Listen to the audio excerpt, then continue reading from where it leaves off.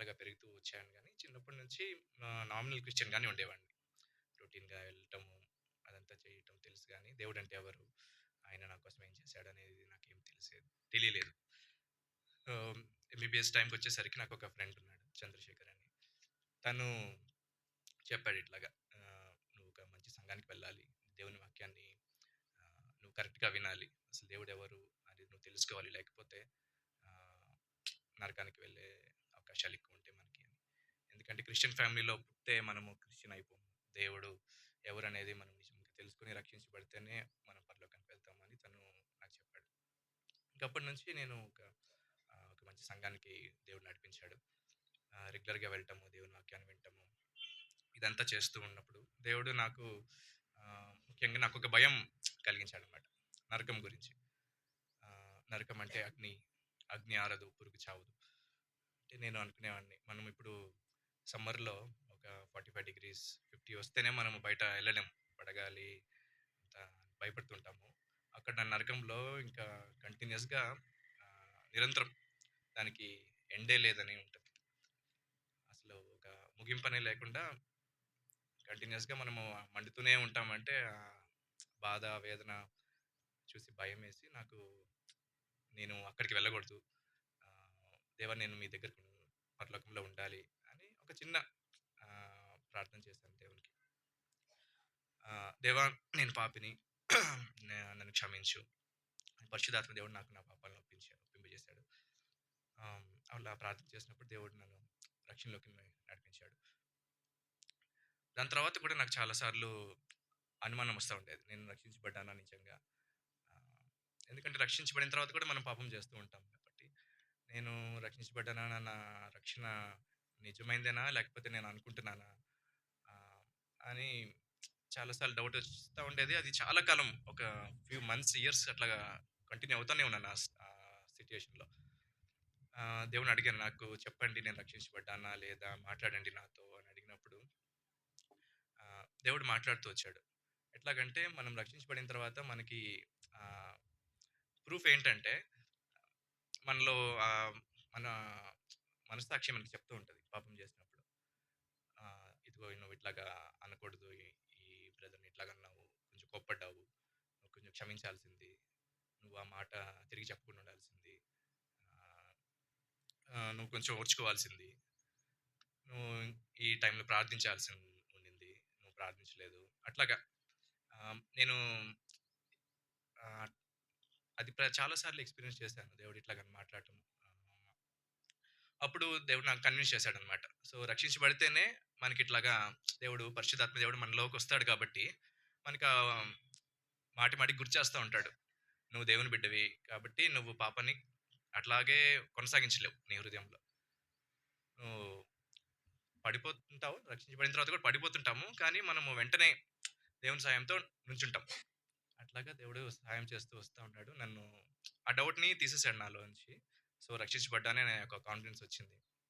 దాని తర్వాత నుంచి కూడా దేవుడు వాక్యం ద్వారా మాట్లాడుతూ వస్తూ ఉండేవాడు. వాక్యం ద్వారా మాట్లాడటం ఏంటనేది నాకొక ఎక్స్‌పీరియన్స్ అయింది. దేవుని మాటలు మనకి మామూలు మాటలు అంటే, కొన్నిసార్లు వాక్యం చదివినప్పుడు దేవుడు మాట్లాడాడా? లేకపోతే నేనే అనుకుంటున్నానా? అని చాలా సార్లు అనిపిచ్చేది. దేవుడు మాట్లాడాడు అనే దానికి రుజువేంటంటే, ఆ రోజంతా మనకి ఆ వాక్యము గుర్తొస్తూ ఉంటది. ఒక్క పదమన్నా గూడా. ఫర్ ఎగ్జాంపుల్ క్షమాపణ. ఫర్ ఎగ్జాంపుల్ ఒక పర్సన్ మీద ఏమైనా కోపం ఉంటే, కోపపడుంటే క్షమించాలి అనే ఆ పదము ఆ రోజు మార్నింగ్ మన డైలీ పోర్షన్‌లో మాట్లాడుతుండొచ్చు దేవుడు. ఆ మాటని మళ్ళీ మళ్ళీ గుర్తు చేస్తా ఉంటాడు. వేరే వాళ్ళు గూడా ఆ మాటని ఏదో ఒక సందర్భంలో మనకు గుర్తు చేయటం గాని, అట్లాగా జరుగుతూ ఉంటది. అట్లాగా మా వాక్యం ద్వారా మాట్లాడుతూ ఉంటాము.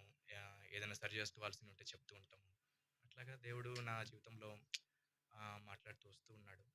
ఎంబీబీఎస్ టైమ్‌లో, ఫైనల్ ఇయర్ టైమ్‌లో నేను బాగా అంతకుముందు బాగా చదువుతుండేవాడిని గానీ, ఫైనల్ ఇయర్ వచ్చేసరికి చదవలేకపోయాను. బాగా స్ట్రెస్ ఎక్కువై. ఆహ్, అప్పుడు దేవుడు నా బలహీనతలో కూడా దేవుడు సాయం చేస్తూ వచ్చాడు. అప్పుడు అర్థమైంది.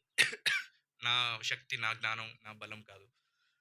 దేవుడు మాత్రమే సాయం చేసేది అని. సో, నా సొంత శక్తి మీద ఆధారపడటం కాకుండా దేవుని మీద ఆధారపడటం అలవాటయిందప్పుడు. ఆహ్, ప్రార్థించటము, దేవుని వాక్యం కొరకు ఎదురు చూడటము, దేవుని మీద ఆధారపడటము అలవాటవుతా వస్తుంది. ఎంబీబీఎస్ అయిపోయిన తర్వాత కూడా ఆహ్, పాస్ అయిపోయిన తర్వాత పీజీ సీట్ కోసము 2 ఇయర్స్ ప్రిపరేషన్‌లో ఉన్నాను. ఆ 2 ఇయర్స్ ప్రిపరేషన్‌లో కూడా దేవుడు ఆహ్, నడిపిస్తూ వచ్చాడు. ఎందుకంటే ఆయన వెయిట్ చేయటానికి ఇచ్చిన టైం కూడా మన మంచి కొరకే. ఆయన ఇవ్వాల్సిన టైంలోనే ఎప్పుడు ఇస్తాడు దేవుడు. దేవుడు ఎప్పుడు డిలే చేయడు. ఆ డిలే అని అనుకుంటాం కానీ మనము దేవుడు ఆ డిలే టైంలో కూడా నేర్పిస్తుంటాడు ఏదో ఒకటి. సో, మంచి సీట్ ఇచ్చాడు ఆర్థోపెడిక్స్ డిపార్ట్మెంట్‌లో. మదురై తమిళనాడులో సీట్ ఇచ్చాడు దేవుడు. ఆహ్, పీజీ కోర్స్ కంప్లీట్ చేయడానికి కూడా ఆ ఎగ్జామ్‌లో కూడా ఫైనల్ ఇయర్ ఎగ్జామ్‌లో కూడా మేము ఈ కోర్స్‌లో వేరే స్టేట్‌లో ఇస్తారనమాట మనకి సెంటర్. సో, తమిళనాడులో నేను చదివాను కాబట్టి చాలామంది ఢిల్లీకి, ముంబైకి అట్లా ఎగ్జామ్ సెంటర్ ఇస్తారు. చాలా కష్టం అవుతుండేది వేరే ప్లేసెస్‌కి వెళ్తే. ఎందుకంటే లాంగ్వేజ్ మారుతది. ఒకవేళ హిందీ అయితే ఆ పేషెంట్స్‌తో మాట్లాడటము, ఎగ్జామ్ చేయటం చాలా కష్టం. కానీ దేవుడు ఆ టైంలో నాకు తిరుపతిలో సెంటర్ ఇచ్చారు. సో, మంచిగా పేషెంట్‌ని కేస్ ప్రెజెంటేషన్ అదంతా చాలా ఈజీ అయిపోయింది. ఎగ్జామినర్స్ కూడా ఆహ్, సో, నా పట్ల కొంచెం ఫేవర్ చూపిచ్చారు. దయ చూపిచ్చారనమాట. దేవుడు ఆ కనికరాన్ని వాళ్ళకి ఎగ్జామినర్స్‌కి ఇచ్చారు. నాతో పాటు ఎగ్జామ్ రాసిన ఇంకొక సీనియర్ ఉన్నారు. పాపం తనకైతే కేరళలో పడింది సెంటర్. ఆహ్, తనకి మలయాళం రాదు. తనకి ఎగ్జామ్స్ కేసెస్ కూడా కొంచెం కష్టమైన కేసెస్ వచ్చినాయి. తను ఫస్ట్ అటెంప్ట్ క్లియర్ చేయలేకపోయారు. దేవుని కృప వలన నేనైతే నేను చేయలేనేమో అనుకున్నాను. ప్రిపరేషన్ కూడా నా ఎగ్జామ్స్ ముందు నిద్ర పట్టదు ప్రతిసారి. కొత్త ప్లేస్‌కెళ్ళినప్పుడు నాకు ముందు రోజు నిద్ర ఉండదు. ఆ స్ట్రెస్‌లోనే ఎగ్జామ్ రాస్తాను. ప్రాక్టికల్ అటెంప్ట్ చేస్తాను. ఆహ్, చాలా నేను అనుకున్న దానికన్నా ఇవ్వలేను నా ఫుల్ పెర్ఫార్మన్స్. కానీ దేవుని కృప వలన ప్రతిసారి ఇట్లాంటి సిట్యుయేషన్ వచ్చినప్పటికి నన్ను పాస్ చేస్తూ వచ్చాడు.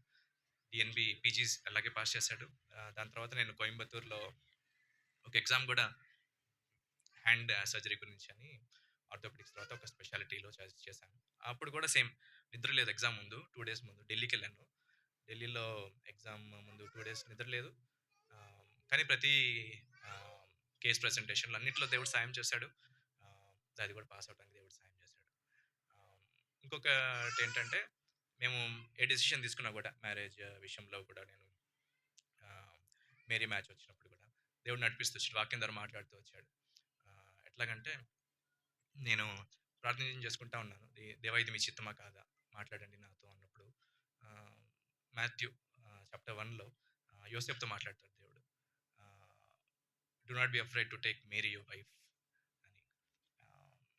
ఆహ్, నేను అనుకున్నాను మేరీ అంటే అది ఆహ్, ఆ వాక్యాన్ని అట్లాగా తీసుకోవచ్చా? తన పేరు కూడా మేరీనే కాబట్టి అట్లా తీసుకోవచ్చా లేదా అని అనుకున్నాను. కానీ అదే వాక్యం ద్వారా దేవుడు మల్టిపుల్ టైప్స్ మాట్లాడారనమాట. ఆ వీక్‌లో చాలా మంది వర్సెస్ డైలీ పంపిస్తారు కదా! దాంట్లో మాట్లాడటము. ఇంకా దేవుడు కన్విన్స్ చేయటం నన్ను. పరిశుద్ధాత్మ ద్వారా పీస్ ఇవ్వటము మనకి. అవన్నీ ద్వారా దేవుడు నన్ను మ్యారేజ్ కూడా దేవుని చిత్తమని నేను కన్విన్స్ అయ్యేటట్లు దేవుడు నడిపిస్తా వచ్చాడు. దాని తర్వాత ఇప్పుడు కొ మేము హైదరాబాద్‌కి రావటం కూడా లాస్ట్ 2 ఇయర్స్ బ్యాక్ హైదరాబాద్‌కొచ్చాం. అంతకుముందు కోయంబత్తూర్‌లో ఉన్నాం. కోయంబత్తూర్ అయిపోయిన తర్వాత ఎక్కడికి వెళ్ళాలి దేవా? మేము మాది గుంటూరు. గుంటూరుకి వెళ్ళాలా? లేకపోతే హైదరాబాద్‌కి వెళ్ళాలా? కోయంబత్తూర్‌లోనే ఉండాలా? ఇంకెక్కడికైనా ఎళ్ళాలా? ఏ దేవా మాకు తెలియట్లేదు. మాకు ఎక్కడికి వెళ్ళటం బెస్టో మీకే తెలుసు. మీ చిత్తం ఏంటి అని ప్రార్థన చేస్తా ఉంటే, దేవుడు క్లియర్‌గా ఇక్కడికి హైదరాబాద్‌కి వెళ్ళండి అని దేవుడు అప్పుడు కూడా వాక్యం ద్వారా మాట్లాడుతూ వచ్చారు. సో, మా ప్రతి డెసిషన్‌లో దేవుడు సాయం చేస్తూ వచ్చాడు.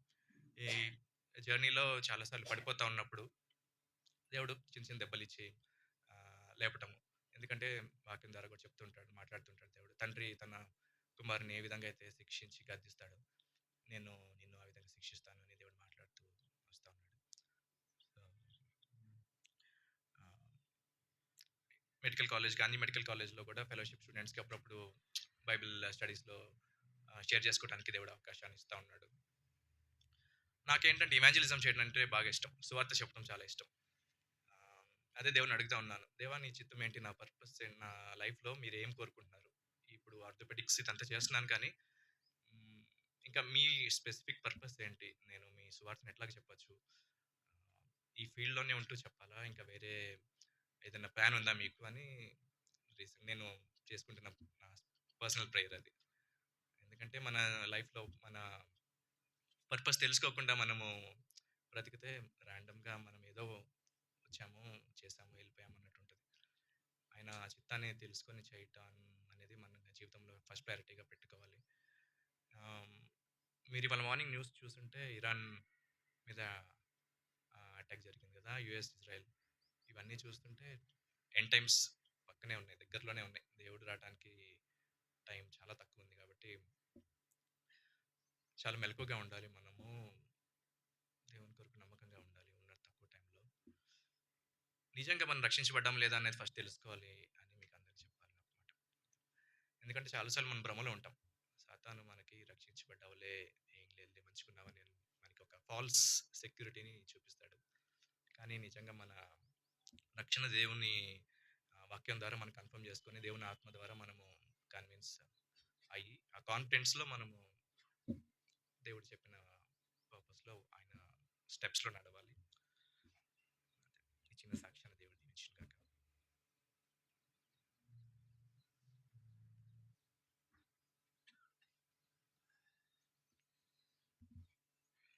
ఇప్పుడు యవనస్తులకి 3 అంటే ఎప్పుడు 2 వర్తమానాలు ఉండేవి. మూడో వర్తమానం ఎందుకు పెట్టామంటే యవనస్తులకు ఫోకస్డ్‌గా మూడో వర్తమానం అనేది సేవకులు ఏర్పాటు చేశారు. దాన్ని బట్టే పరిచర్య చేయాల్సొస్తుంది. అయినా మనము తగిన సమయంలోనే మనము బాగా ఎక్కువైతే 1:30 అసలుగా టైము 1 గంటకే. ఎందుకంటే 10 గంటలు కరెక్ట్‌గా రావట్లేదు కాబట్టి మీరు ఒకసారి 10 నిమిషాలు ఎక్కువైతది. అయినా సమయానికి ముగించుకుంటాము. మరి యవనస్తులైన వారే ఎక్కువున్నారు మన దగ్గర. మరి వాళ్ళకి ప్రోత్సాహకరంగా ఈ మార్పులు చేశారు సేవకులు. మరి అన్న మరి పోయినసారి మనకి వాక్యం అందించారు. ఈరోజు మనకు సాక్ష్యం అందించారు. అట్లా మన ఎబ్రోన్ సహవాసంలో ఏంటంటే ఎప్పుడు ఏది చేస్తామో ఆ సమయానికి దేవుడికి లోబడి చేస్తూ ఉంటాం అన్నమాట. కొన్నిసార్లు మేము పొయ్యి దగ్గర పని చేయించేవాళ్ళు మా చేత కట్టెలు వేయించి అవి ఇవి. మళ్ళీ వెంటనే వచ్చి సువార్తకు పొమ్మనేవాళ్ళు. ఒక్కోసారి అదే బట్టలతోటి మసైన బట్టలతోనే సువార్తకు పోయాం. ఒక్కోసారి ట్రాన్స్లేషన్ చేయమంటారు. మళ్ళీ కిందకి దిగిన తర్వాత ఏమంటారు, మొత్తం ఊడిచి చెత్తంతా మున్సిపాలిటీ డబ్బాలు వేసి రప్పమ్మంటారు. బండ్లు నెట్టుకుంటూ పోతూ ఉంటాం. అరే ఈయన ఇంతకుముందు స్టేజీ మీద కనపడ్డాడు, ఇప్పుడు మున్సిపాలిటీ చెత్త దగ్గర కనపడ్డాడు అనుకుంటారు. రోడ్డు మీద అనుకోవచ్చు ఎవరైనా చూసిన వాళ్ళు. కానీ మనది అట్లనే ఉంటుంది. కాబట్టి మనం ఏదో ఒకటే స్థాయిలో ఉండటం కాదు. ఆత్మీయంగా పరిచర్య చేసేటప్పుడు వాక్యం చెప్పిన వాక్యం చెప్పాలి, పని చేసినప్పుడు పని చేయాలి, సామాన్యంగా కూర్చొని విని రాసుకునేటప్పుడు రాసుకుంటూ ఉండాలి. దేవుడు ఏం మాట్లాడతాడు, ఎవరి ద్వారా ఎలా మాట్లాడతాడు అనే ఆసక్తి ఉండాలి. అన్ని రకాలుగా మనం ప్రభువుకు ఉపయోగపడేటట్టు ఉండాలి అన్న దేవుడు మరి ఆర్థోపెడిక్ సర్జన్గా మంచి సాక్ష్యం మంచి పేరు ఇచ్చాడు అన్నకి. మంచి చదువుల్లో అన్నింటిలో కూడా మంచి సాక్ష్యమే. విశ్వాస జీవితం కూడా ఆ రీతిగా ఈ ప్రభు చిత్తం అయితే ఈసారి ఎప్పుడన్నా మళ్ళీ అన్నవాళ్ళు వచ్చినప్పుడు అక్క చేత సాక్ష్యం చెప్పిద్దాం, డాక్టర్ అక్క చేత. ఎందుకంటే ఎక్కువ ఆడపిల్లలు ఏమన్నా స్థిరాళ్ళు మీరే ఎక్కువ మంది ఉన్నారు. ఈసారి అక్క చేత చెప్పిద్దాం. ప్రభు చిత్తం అయితే ఆ రీతిగా ప్రభు మనకు సాయం చేయను గాక. కొన్ని మాటలు చదువుకుందాం. అపోస్తలుల కార్యం 3వ అధ్యాయంలో కొన్ని మాటలు చదువుకుందాం.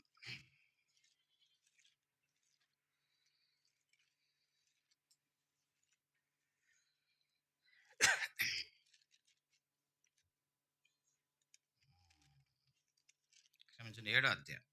అపోస్తలుల కార్యం 7వ అధ్యాయము మరి 22వ వచనం. 7 మోషే ఐగుప్తీయుల సకల విద్యలను అభ్యసించి మాటల యందు కార్యముల యందు ప్రవీణుడై ఉండెను. తర్వాత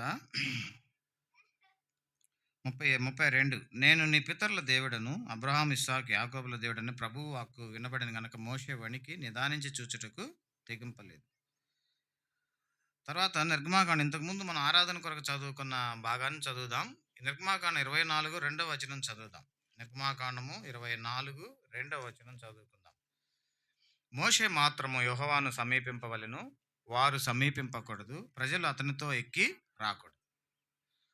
దేవుడు తన వాక్యమును మన గ్రహింపులను తెచ్చినట్లు ప్రార్థన చేద్దాం. ప్రేమగల తండ్రి, ఈ వాక్యం మా కొరకు దీవించి మాతో మాట్లాడమని, సాక్ష్యమును కూడా దీవించి మాకెంతో ప్రోత్సాహకరంగా ఇచ్చారు. వందనాలు. మేము అలాగా ఇంకా ఈ అన్న యొక్క సాక్ష్య జీవితం ద్వారా ప్రోత్సహించబడి ఇక్కడున్న యవనస్తులు కూడా వారి ఆత్మీయ జీవితాన్ని కట్టుకోవడానికి సహాయం దయచేయమని లేఖనాలు మాకు అందించమని యేసు ప్రభు నామంలో ప్రార్థిస్తున్నాం తండ్రి, ఆమేన్.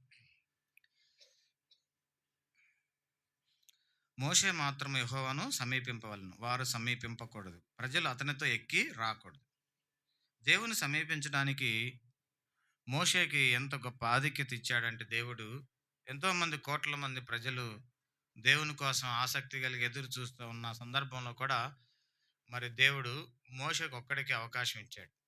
ఆ తర్వాత మళ్ళీ మోషే యొక్క ప్రార్థన, మోషే యొక్క ప్రభువు దగ్గర తనకున్న సాన్నిహిత్యాన్ని బట్టి ఆయనతో ఉన్న 70 మందిని కూడా ఆ కొండ శిఖరమున రమ్మని చెప్పాడు.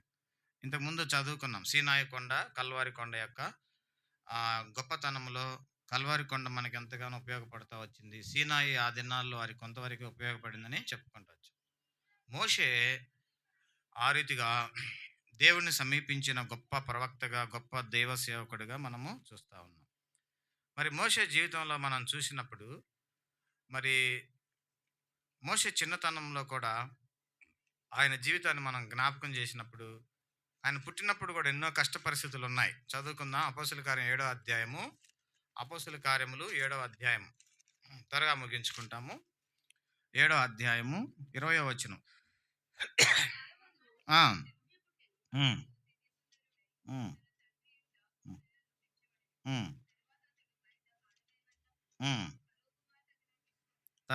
తనకు కుమారునిగా పెంచుకొని.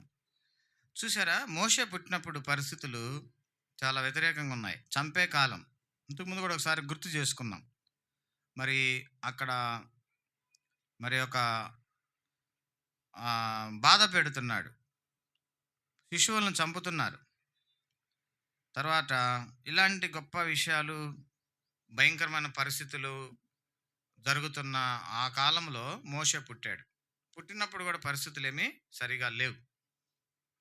తర్వాత మోషే యొక్క వీక్నెస్లు కూడా మనం చూస్తున్నాం. మరి నిర్గమాకాండం 4:10 నేను నోటి మాంద్యం గలవాడిని, నేను ఎలా చేయగలను, ఎలా మాట్లాడగలను, ఎలా పోగలను అని కూడా చెప్పాడు. ఆ వచనాలు ఇప్పుడు మనం చదవట్లేదు. నిర్గమాకాండం 2వ అధ్యాయం 11వ వచనంలో ఒక ఐగుప్తీయుని చంపాడు. ఇలాంటి గొప్ప బలహీనతలు కలిగిన మోషే పుట్టినప్పుడు కూడా పరిస్థితులు సరిగా లేవు. అలాంటి వ్యక్తి మరి ఎలాంటి స్థాయికి వస్తున్నాడంటే 22వ వచనం, మోషే ఐగుప్తీయుల సకల విద్యలను, అపోస్తలుల కార్యం 7:22, మోషే ఐగుప్తుల సకల విద్యలను అభ్యసించి మాటల యందు కార్యముల యందు ప్రవీణుడై ఉండెను. చూసారా, నేను కూడా ప్రభువుని నమ్ముకునే దినాల్లో అప్పటికే డిగ్రీ అయిపోతుంది. మా నాన్న వాళ్ళకి మాకు వ్యవసాయం భూములు అవి ఉండి, విలేజెస్లో వాళ్ళు వ్యవసాయము, కొంత సెంటరింగ్ బిజినెస్ అవి ఉండి, మా నాన్న అదేది మన సిపిఎం అంటే కమ్యూనిస్ట్ సిద్ధాంతాలతో బాగా ముడిపడి ఉండి రక్షణ లేదు ఆయనకి. నేను డిగ్రీ చివరిలో ఏసీ కాలేజీలో జాయిన్ అయినప్పుడు ఒక డివోషన్లో ఒక సువార్త వాక్యం విని ఆ రోజు హృదయం తెరవబడి చేయి చూపించాను 98లో. అయితే మాకు మా నాన్న చదువు గురించి అసలు చెప్పేవాడు కాదు. ఆయన కమ్యూనిస్టు, చదువు లేదు అంతే, ఏముంది అవసరం ఏం లేదు, మనం పేదవాళ్ళకి సహాయం చేయాలనే టైప్లో మాట్లాడుతూ ఉండాడు ఎక్కువగా. అంటే ఆయనకు చదువు వాల్యూ తెలిసేది కాదు. నేను ఎందుకో ఎంతో కొంత బుటాబుటిగా చదువుకుంటూ వచ్చా. ఆ తర్వాత ప్రభువుని నమ్ముకున్నాను. అయితే ఇక్కడ సందర్భం ఏంటంటే, ఇప్పుడు మీరు చిన్న వయసులోని మీ తల్లిదండ్రుల ద్వారా మందిరానికి వస్తున్నారు. మోషే లాంటి జీవితం మనం కలిగి ఉండాలి అని దేవుడు మాట్లాడుతున్నాడు. మోషే ఐగుప్తీయుల సకల విద్యలను అభ్యసించి మాటల యందు కార్యముల యందు ప్రవీణుడు. సకల విద్యలు అభ్యసించాడంట. మనము ఒక కోర్సు చదవడానికి చాలా కష్టపడతాం కదా, సకల విద్యలు అభ్యసించాడు.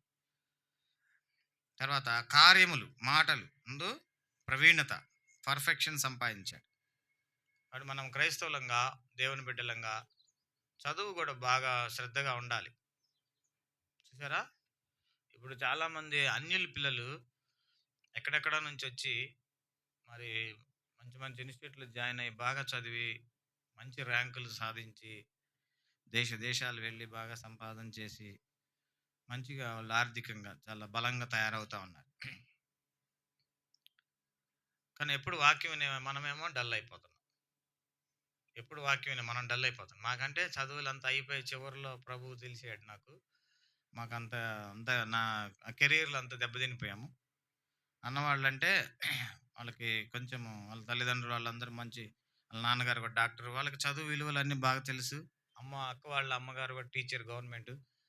వాళ్ళు కొంతవరకు తల్లిదండ్రుల నుంచి కూడా ఆ జాగ్రత్తలు, ఆ మర్యాదలు, ఆ క్రమం అంతా నేర్చుకొని దేవుని కృప వారి మీద ఉండి చాలా మంచి పేరుగాంచిన డాక్టర్స్‌గా దేవుడు వారిని నిలబెట్టాడు.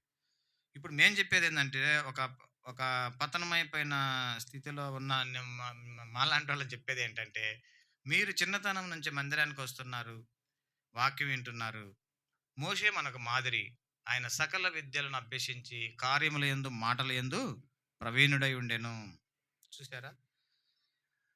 మంచి ఎక్స్‌పర్ట్ అయిపోవాలి చదువుల్లో పిల్లలైన మీరు. మంచి ర్యాంకులు రావాలి. సకల విద్యలు. ఏదో ఒకటి చదువుకుంటున్నానే కాదు. వాక్య విద్య కూడా తెలియాలి మనకి. వాక్య విద్య తెలిస్తే అన్నిట్లో మనము సక్రమంగా జీవించడానికి, ఆశీర్వదించబడటానికి, మన జీవితము మరి అటు ఇటు తొలగకుండా మరి సరైన విధానంలో ముందుకెళ్ళాలంటే వాక్య విద్య బాగా తెలియాలి.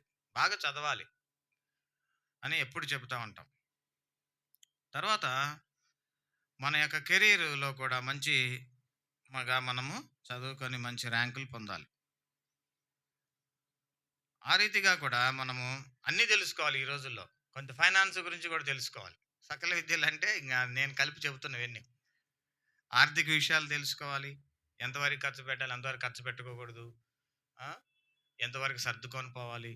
అది కూడా ఒక శాస్త్రం. ఆర్థిక శాస్త్రం అంటారు. Financial management. అది తెలుసుకోవాలి. ఆ! ఆరోగ్య శాస్త్రాలు కూడా తెలుసుకోవాలి. Health department. ఇప్పుడు అన్న, అక్క వాళ్ళు చదివారు కదా!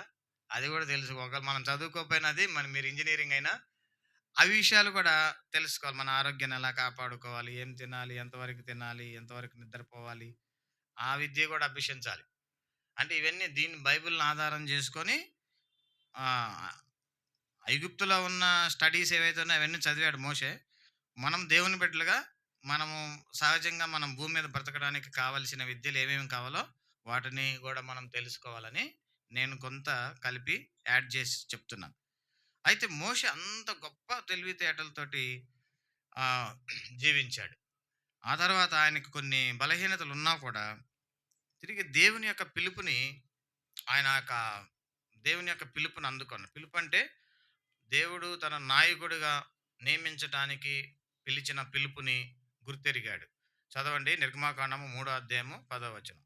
నిర్గమాకాండం 3వ అధ్యాయము 10వ వచనం చదువుకుందాం. ఆ! హ్మ్. హ్మ్. ఆ! హ్మ్. హ్మ్. హ్మ్. హ్మ్. నేనెంతటి వాడను అని అన్నాడు.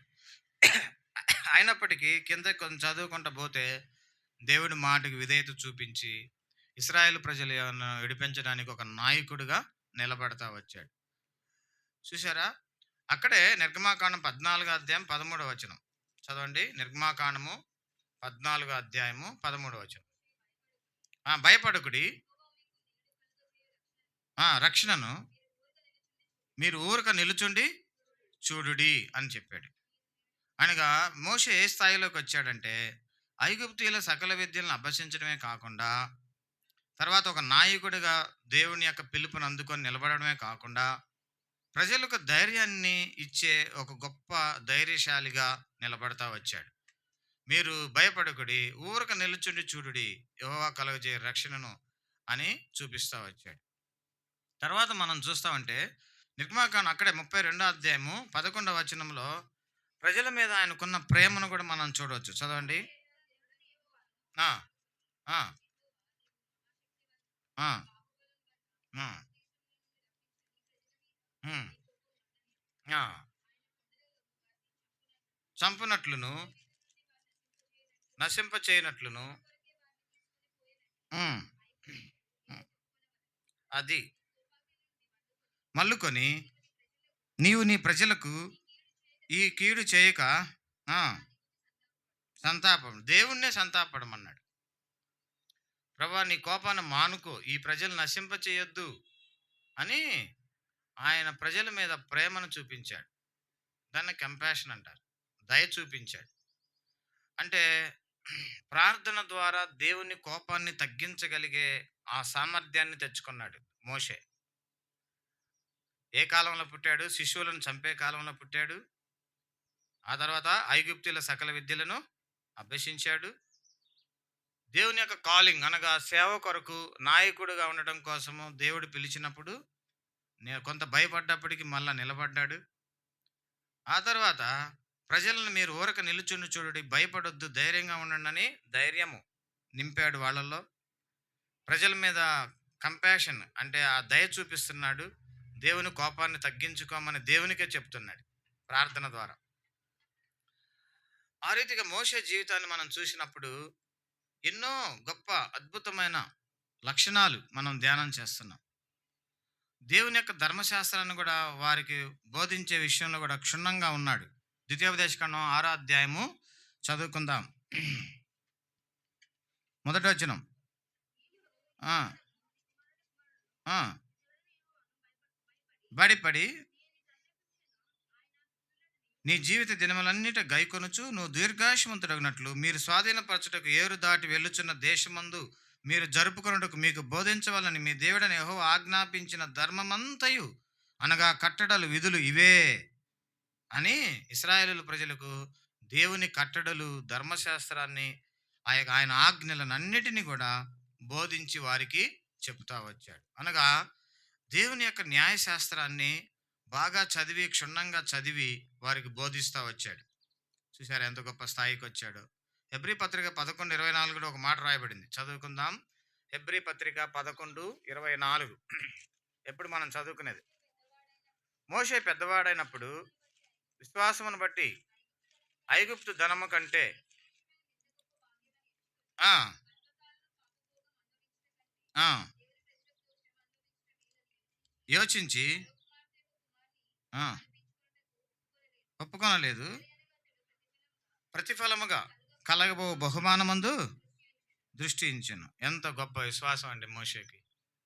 కొన్నిసార్లు భౌతికమైన ఆ ఆ యొక్క సుఖ సౌఖ్యాలు అన్నీ రెడీగా ఉన్నప్పటికీ కూడా వాటిని అనుభవించే పరిస్థితి అప్పుడు దేవుని పని చేయాల్సి వచ్చినప్పుడు సుఖ సౌఖ్యాలు కూడా వదులుకొని దేవుని పనినే చేయాలి, కష్టమైనా పర్వాలేదని ఆ విశ్వాసంతో ఆయన వాటిని తృణీకరించినట్లుగా మోషే జీవితాన్ని మనము చూస్తూ ఉన్నాం.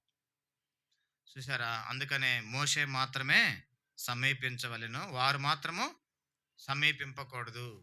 మరి నిర్గమ 24:2 చూసాం కదా, మోషే మాత్రమే సమీపించాలి అని మనము చూస్తూ ఉన్నాం. ఆ తర్వాత మోషే మరి నిర్గమాకాండము 3వ అధ్యాయం 5వ వచనంలో ఒక మాట రాయబడింది. అక్కడ నీ చెప్పులు విప్పమన్నప్పుడు ఏం చేశాడు? రావద్దు, నీ పాదములను నీ చెప్పులు విడువుము, నీ నిలిచిన చోటు పరిశుద్ధమని అని చెప్పినప్పుడు ఏం చేశాడు? తర్వాత వచనము ఆ, ఉమ్, ఉమ్, అని చెప్పగా ముఖమును కప్పుకొని దేవుని వైపు చూడవేర్చాను. చూసారా, అంటే ఆ పరిశుద్ధ భూమి అని చెప్పినప్పుడు మోషే దేవుని యొక్క పరిశుద్ధత అనేది ఏంటో తెలుసుకొని పరిశుద్ధతను అవలంబించిన సంగతిని మనము చూస్తున్నాం. తన ముఖం కప్పుకున్నాడు, దేవుని వైపు చూడ వెరిచాను.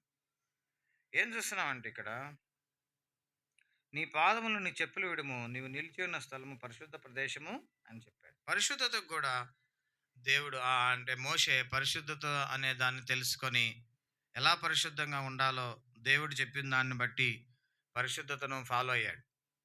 అంటే మోషే ఎంత గొప్ప స్థాయికి ఎదుగుతున్నాడు అనేది ఈ వచనాలన్నీ మనం చదువుకుంటూ వస్తున్నాం. మొట్టమొదటిది ఆయన చదువులలో కూడా చాలా ప్రవీణుడిగా ఏం చూస్తున్నా, సకల విద్యలను అభ్యసించాడు. రెండోది దేవుడు చెప్పినప్పుడు ఒక నాయకుడిగా నిలబడాలన్నప్పుడు నిలబడ్డాడు. ఆ తర్వాత మూడోది ఏంటంటే ఒక ధైర్యశాలిగా ప్రజలను నడిపించాడు. మీరు ఊరక నిలుచుని చూడి భయపడకుడి అని చెప్పాడు. ఆ తర్వాత దేవుని కోపాన్ని తగ్గించడానికి ప్రజల పట్ల దయ చూపించాడు. ఆ తర్వాత దేవుని యొక్క ధర్మశాస్త్రాన్ని క్షుణ్ణంగా చదివి వారికి బోధించి ఇవే దేవుని ఆజ్ఞలు మీరు పాటించాలి అని ధైర్యంగా చెప్పాడు. ఆ తర్వాత సౌకర్యములు లోకములో ఉన్నప్పటికీ వాటికంటే దేవుని పని నిమిత్తమైన శ్రమ గొప్ప భాగ్యమని ఎంచుకున్నాడు. తర్వాత మన మోషే జీవితంలో చూస్తే పరిశుద్ధతను కూడా అలవాటు చేసుకున్నాడు. అందుకనే మనము దేవుని వాక్యములో మరి సంఖ్యాకాండం 12 అధ్యాయం 3వ వచనంలో ఒక మాట రాయబడింది మోషే గురించి. సంఖ్యాకాండము 12 అధ్యాయము 3వ వచనం. సంఖ్యాకాండం 12:3. యెహోవా మాట వినెను. మోషే భూమి మీద ఉన్న వారందరిలో మిక్కిలి సాత్వికుడు అని దేవుడు జవాబిచ్చాడు. తర్వాత మోషే సాత్వికాన్ని బట్టి, ఆయన చేసిన సేవను బట్టి, ఆయన తీర్మానాలు, ఆయన చదువు, ఆయన జీవితాన్ని చూసి దేవుడు మోషే సాక్ష్యాన్ని ఎంతో గొప్పగా దేవుని వాక్యములో రాసిపెట్టాడు. దానందరికి ఒకటే మాట ఏంటంటే, ఇంత గొప్ప లక్షల మంది, కోట్ల మంది ప్రజలు దేవుణ్ణి చూడాలని చూస్తున్నప్పుడు మోషే మాత్రమే సమీపించవలెను అని నిర్గమాకాండం 24 అధ్యాయం 2వ వచనములో చెబుతా వచ్చాడు. కాబట్టి దేవుడు ఒక వ్యక్తిని అంత గొప్ప స్థాయికి వాడుకోవాలనంటే ఆ వ్యక్తులు తీసుకొస్తున్న మార్పులు మనం చూస్తున్నాం. కొంతమంది 10th ఫెయిల్ అయితే సేవని పోదామని అనుకుంటారు. కొంతమందిని ఏం చేస్తారంటే ఈడేం మాట వింటలేదు కాబట్టి తీసుకుని మందిరంలో వదిలేయండి అంటారు. చూసారా, బక్సింగ్ గారు డబుల్ ఇంజనీరింగ్ చదివిండు అప్పుడే 19th సెంచరీలో. ఆ రోజుల్లో విమానాలు ఎక్కి ఇతర దేశాలు పోయి ఓడల్లో పోయో ఇతర దేశాలు చదువుకునే వాళ్ళు ఎవరు లేరు. ఎవరో రాజీవ్ గాంధీ లాంటి వాళ్ళు, అలాంటి వాళ్ళకే సాధ్యం. ఆ రోజుల్లోనే మన తాతలు కూడా పుట్టలేదు అనుకుంటా. ఆ రోజుల్లోనే ఆయన ఇంగ్లాండ్ పోయి చదువుకొని వచ్చాడు అని అంటే వాళ్ళు ఎన్ని ఆశలు పెట్టుకొని ఉంటారు. అంత గొప్పగా చదువుకున్న వ్యక్తిని దేవుడు పట్టుకున్నాడు. చేపలు పట్టే వాళ్ళని కూడా పట్టుకున్నాడు. కానీ అది ఎప్పుడు అని అంటే వాళ్ళల్లో ఉన్న తీవ్రత చూసి వాళ్ళని పట్టుకున్నాడు. దేవుని పట్ల తీవ్రత, ఆత్మ తీవ్రత. అంటే ఏం చూస్తున్నామంటే మనం ఏదో పోగొట్టుకొని, ఏదో నష్టపోయి, ఏదో చదువులు సరిగ్గా చదవకుండా, ఉద్యోగం సరిగ్గా చేయకుండా, సరైన జ్ఞానం లేకుండా, అయోమయంగా ఏదో దేవుని సేవ చేస్తాలే, ఎట్లా బతుకుతాలే అనే సందర్భాలు దేవుడు ఎక్కడ కోరుకోలేదు. బాగా రోషం, పట్టుదల, బాగా చదువుకొని ఒక గొప్ప స్థాయిలోకి రావాలని దేవుడు కోరుతున్నాడు దేవుని ప్రజల్ని. మోషేని ఒక్కొక్క స్థాయిలో ఎలాగ దేవుడు తీసుకొచ్చాడో చూడండి. ఒక ధైర్యశాలిగా, ఒక దయగలిగిన వాడుగా, ఒక సాత్వికుడుగా, ఒక నాయకుడిగా, ఒక ప్రార్థనాపరుడుగా, ఒక బాగా చదువుకున్నవాడుగా దేవుడు నిలబెట్టాడు. చూసారా, ప్రపంచంలోనే ఒక ఆశ్చర్యకరమైన సంఘటన ఏంటంటే దేవుని భక్తుల్లో మోషే ఒక గొప్ప భక్తుడిగా మనకు కనబడుతున్నాడు. మరి మోషేని దగ్గరకు రమ్మని దేవుడు చెప్పాడు. అంటే ఎంత గొప్ప సృష్టికర్త అయిన దేవుడికి మోషే జీవితం గురించిన శ్రద్ధ ఏ రీతిగా ఉందో చూడండి. దేవునికి అంత శ్రద్ధ ఉండాలంటే మన జీవితాలను కూడా ఆ రీతిగా దేవునికి అనుకూలంగా పెట్టుకోవాలి. అప్పుడే దేవుడు మనల్ని గొప్పగా వాడుకుంటాడు. మనల్ని ఒక్కొక్కరు ఒక్కొక్క పనిలో, ఒక్కొక్క పరిస్థితిలో దేవుడు బలపరుస్తాడు. ఆయా స్థలాల్లో ఆయనకు ఆశీర్వాదకరంగా, మేలుకరంగా చేస్తాడు. అలాగా మోషేలాగా మనము విశ్వాసంలోను, ధైర్యంలోను, ప్రార్థనలోను, తర్వాత చదువులోను మనం గొప్పగా ఉండాలి. ఎక్కడ వెనుకడుగు వేయకూడదు. దేవునికి మహిమను తీసుకురావాలి. ఇప్పుడు మోషే జీవితం అంతా చదువుతుంటే, ధ్యానం చేస్తుంటే, ఎక్కడైనా మేము పబ్లిక్లో చెప్తున్నా కూడా ఇది ఒక పెద్ద సవాలుగా కనబడుతుంది తప్పితే ఈ విషయంలో దేవునికి అవమానం వచ్చే పరిస్థితి ఏది కూడా లేదు. 10th ఫెయిల్ అయ్యి నేను సేవకి వెళ్తానంటే సడన్గా ఏమనుకుంటారు అంటే, నేనేం తప్పుగా అంటలేదు. ఒకవేళ దేవుడు పిలిస్తే పోతున్నారు చాలామంది. అది మనమేమి తప్పని అనలేదు. జనరల్గా మానవ మనసు ఎట్లా ఉంటుందంటే, ఇంకా ఫెయిల్ అయిపోయి జాబ్ లేక వచ్చిండులే అని సడన్గా అనుకోవడానికి ఒక ఒక కారణం దొరికిద్ది. చూసారా, అందుకని మనం బాగా చదవాలి, బాగా స్థిరపడాలి, బాగా ప్రార్థన చేయాలి, బాగా ధైర్యంగా ఉండాలి. మోషేలాగా బాగా సాత్వికంగా ఉండాలి. మోషేలాగా ఎప్పటికప్పుడు దేవుని మీద ఆధారపడాలి. అలాగ ఉన్నప్పుడు ఒక మంచి సవాలుకరమైన సాక్ష్యంతో దేవుడు మనల్ని నింపుతాడు, ఇతరులకు ప్రోత్సాహకరంగా ఉంచుతాడు. మన జీవితము మన సాక్ష్యము జీవితం ద్వారా కూడా ఇతరులు ఆశీర్వదించబడతాడు. అందుకని ఒక మంచి మాట అన్నాడు, చివరి మాట. సంఖ్యాకాండం 12 అధ్యాయం 7వ వచనం చదువుకుందాం. అందరం చదువుదాం. సంఖ్యాకాండము 7 12 అధ్యాయం 7, 8 వచనాలు. సంఖ్యాకాండం. అతడు నా ఇల్లంతటిలో నమ్మకమైన వాడు, నేను గూఢ భావములతో కాదు, దర్శనమిచ్చి ముఖాముఖిగా అతనితో మాట్లాడు. అతడు యెహోవా స్వరూపమును నిదానించి చూచును. నా ఇల్లంతటిలో నమ్మకమైన వాడు, గూఢ భావాలతో కాదు, దర్శనమిచ్చి ముఖాముఖిగా అతనితో మాట్లాడతానని దేవుడే చెప్పాడు. అలాగా దేవుడు మనందరిని సిద్ధపరచును గాక.